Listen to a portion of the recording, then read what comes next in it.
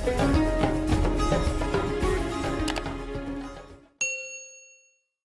semuanya hidup punya tujuan. Tujuan hidup besar kita adalah bagaimana kita di dunia bahagia dan di akhirat kita juga bahagia. Salah satu ukuran kebahagiaan di akhirat itu adalah kita semua nanti akan dikumpulkan oleh Allah Subhanahu wa Ta'ala di dalam syurganya Allah Subhanahu wa Ta'ala. Siapa yang tidak mau masuk syurga? Pasti semua kita bercita-cita ingin masuk syurga. Bahkan kalaupun disebutkan bahwa syurga itu ada 7 tingkatannya, mungkin kita akan bilang, tidak usah pada syurga yang paling atas, yang penting masuk syurga pun sudah alhamdulillah. Hadirin yang dirahmati Allah Subhanahu wa Ta'ala, tentunya kita juga bertanya-tanya, bagaimana supaya kita masuk syurga? Supaya kita masuk syurga, kita harus menjemput rahmat Allah. Karena atas rahmat Allah, maka kita akan masuk dalam syurganya Allah Subhanahu wa Ta'ala.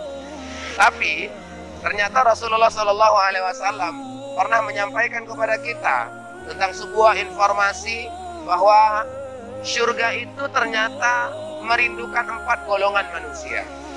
Hal ini disampaikan oleh Rasulullah sebagaimana dikutip dalam hadis riwayat Abu Daud dan At-Tirmidzi yang berasal dari Ibnu Abbas radhiyallahu anhu. Rasulullah bersabda, "Al-jannatu mustaqatun ila 4 nafar. Talil Quran, wa hafizil lisan, wa mut'imil ji'an, wa sha'im fi syahri Ramadan." Rasul bersabda, syurga itu merindukan kepada 4 golongan manusia. 4 golongan manusia itu yang mana? Pertama adalah talil Quran, yang membaca Al-Quran. Kemudian yang kedua, wahafizil lisan, yang memelihara lisannya. Kemudian yang ketiga, wa mut'imil ji'an, yang memberi makan orang yang kelaparan. Baru yang keempat adalah wasaim, orang-orang yang berpuasa di syahri Ramadan, khususnya di bulan Ramadan. Hadirin yang dirahmati oleh Allah Subhanahu wa Ta'ala, bagi kita semua sang pecinta syurga, bagi kita semua yang merindukan syurga, ternyata syurga juga merindukan 4 golongan manusia. Kalau kita ini hamba Allah termasuk dalam 4 golongan yang tadi, maka insya Allah kita semuanya akan masuk di dalam syurganya Allah Subhanahu wa Ta'ala. Mari kita simak siapa saja yang dirindukan syurga. Pertama adalah talil Quran, orang-orang yang membaca Al-Quran. Al-Quran secara umum fungsinya adalah untuk memberikan petunjuk kepada kita, hudal linnas, petunjuk bagi sekalian manusia. Tapi tugas kita terhadap Al-Quran itu tidak hanya sekedar memahami petunjuk itu, tapi kita juga disuruh oleh Allah dan Rasul bagaimana kita setiap hari membiasakan diri untuk membaca Al-Quran. Yang hebatnya Rasulullah Shallallahu Alaihi Wasallam memberikan informasi kepada kita bahwa siapa yang rajin baca Quran, ingat, 1 huruf kata Rasulullah akan dibalas dengan 10 kebaikan. Alif Lam Mim itu bukan 1 huruf. Alif Lam Mim itu ada 3 huruf. Berarti ketika kita baca Alif Lam Mim, kita sudah bisa mendapatkan 30 kebaikan. Memang kalau kita berbicara tentang bagaimana membaca Al-Quran, ini gampang sekali. Tapi untuk mengamalkannya sangat-sangat sulit untuk diamalkan. Lihat, di Indonesia berapa banyak orang yang punya Al-Quran. Kalau dia muslim, bisa kita pastikan dia punya Al-Quran. Tapi mohon maaf, berapa banyak orang yang bisa membaca Al-Quran dengan baik dan benar. Berapa banyak orang yang selalu mentradisikan membaca Al-Quran setiap harinya. Memang hadirin yang dirahmati Allah, tidak gampang untuk membiasakan. Makanya kita kalau bisa punya target, one day one juz, 1 hari 1 juz. Kalau tak sanggup one day one juz, one day one surah, 1 hari 1 surah. Kalau tak sanggup one day one surah, one day one ain, 1 hari 1 ain. Kalau tak sanggup lagi, one day, one ayat. Satu hari satu ayat.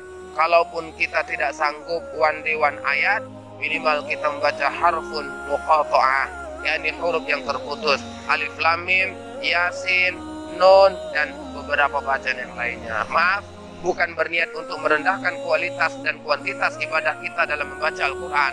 Tapi ingat, Rasulullah SAW pernah bersabda, Allah itu lebih mencintai amal ibadah hambanya yang sedikit tapi rutin daripada yang banyak tapi sekali-sekali. Maka hadirin yang dirahmati Allah, bagi kita yang ingin dirindukan oleh surga, tetap dekati Al-Quran dengan satu cara yang sangat real, yakni bacalah Al-Quran.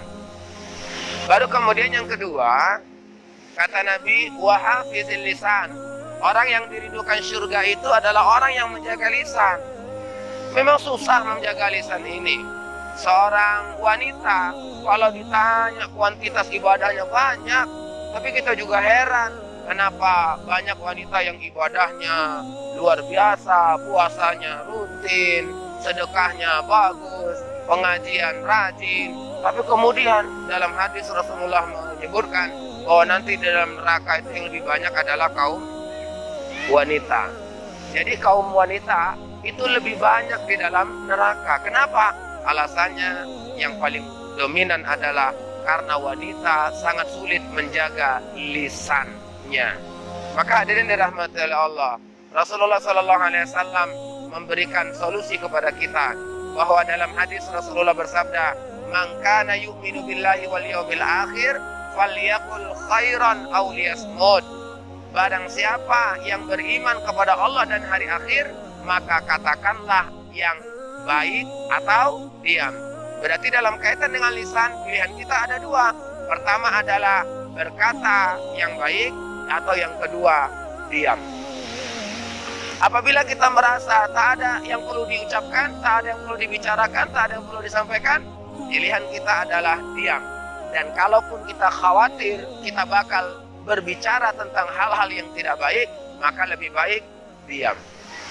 Begitu susah menjaga lisan, sehingga dalam hadis yang lainnya Rasulullah SAW menyebutkan bahwa yang namanya lisan ini karena begitu beratnya dihadiahi oleh Allah dengan hadiah syurga.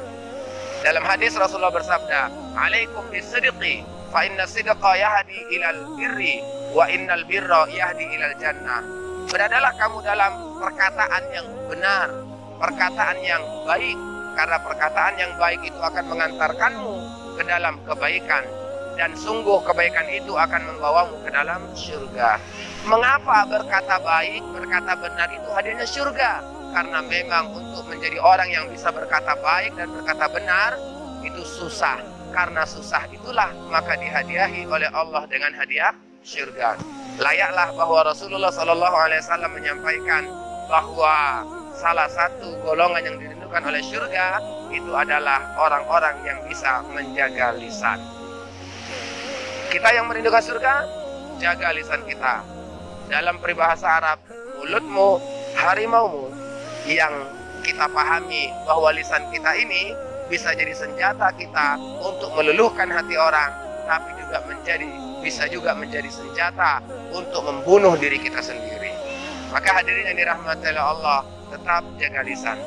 Yang ketiga, wa mut'imil ji'an, memberi makan orang yang lapar.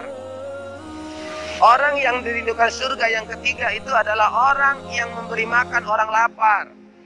Di sini kita disentuh kepedulian sosialnya. Di sini kita disuruh untuk melihat orang-orang yang di sekitar kita. Dan disinilah kita diketuk hatinya bagaimana filantropi kedermawanan harus ditunjukkan dalam kehidupan kita. Kita lihat di sekitar kita mungkin masih banyak orang-orang yang tidak mampu. Masih banyak orang-orang yang kelaparan. Masih banyak orang-orang yang mungkin tidak bisa makan dalam setiap hari. Maka barang siapa yang ingin dirindukan oleh surganya Allah, persiapkan harta kita, bantu tetangga kita, orang sekitar kita, dan kita semuanya akan dirindukan oleh surga. Apa sih wujud kita membantu orang atau menunjukkan kepedulian sosial? Dalam syariat yang dihukumkan wajib, kita disuruh untuk mengeluarkan zakat harta kita. Dalam syariat yang dihukumkan sunnah, bisa berwakaf, bisa sedekah, bisa infak, bisa hibah, bisa hadiah, dan yang paling menentukan kita nanti di akhirat akan tetap langgeng itu adalah wakaf. Harta yang kita miliki, kita hentikan untuk kepentingan kita, tapi kita wujudkan untuk kepentingan orang yang banyak. Hadirin yang dirahmati oleh Allah Subhanahu wa Ta'ala, kepedulian sosial disentuh dalam hadis itu dengan wujud kepedulian terhadap orang-orang yang kelaparan. Maka siapa yang memberikan makan orang lapar, insya Allah dirindukan oleh surganya Allah Subhanahu wa Ta'ala. Yang terakhir, yang keempat apa?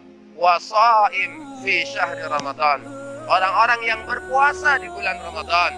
Ini menjadi catatan. Subhanallah, banyak orang yang merindukan surga, menantikan bulan suci Ramadan. Kenapa? Karena di bulan Ramadan itu ada syariat ibadah puasa, yakni puasa wajib di bulan Ramadan. Dan ternyata bukan hanya sebatas beban kewajiban dalam diri kita. Ternyata ibadah puasa Ramadan itu juga salah satu ibadah yang bisa membuat kita dirindukan oleh Allah di dalam syurganya Allah Subhanahu wa Ta'ala. Hadirin yang dirahmati Allah, makanya ketika kita berada di bulan Sya'ban, memasuki Ramadan, persiapkan diri kita dengan baik. Kita doa sama Allah, ya Allah sampaikan kami di bulan Ramadan.